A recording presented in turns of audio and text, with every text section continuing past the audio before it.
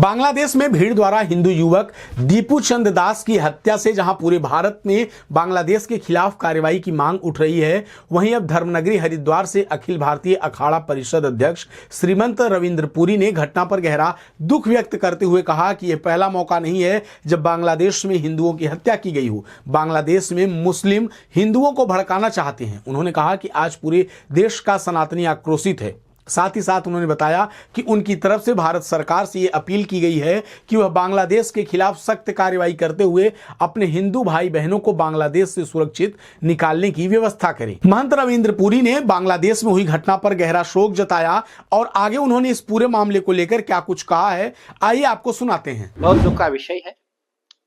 हमारे जो दीपू चंद्र दास की जो हत्या हुई है वो साजिश के तहत हुई है और इनका पूरा प्रयास है, ये हिंदुओं को भड़काना चाहते हैं। और आपने देखा होगा ये खाली दीपू चंद्र की बात नहीं, इससे पहले भी कई हत्याएं बांग्लादेश में हुई है और हमने माननीय गृह मंत्री जी को पत्र लिखा है और सरकार को हमने लिखा हुआ तुरंत इसके लिए इंक्वायरी बिठाई जाए और जितने हमारे हिंदू हैं इनको सुरक्षित निकाला जाए। अब बहुत हो चुका है। अब जितने भी सनातनी जितने हिंदू हैं सभी के मन में अब ऐसा आक्रोश आ रहा है कि क्यों न बांग्लादेश जाएं, वहां से अपने हिंदुओं को लेके आ जाएं।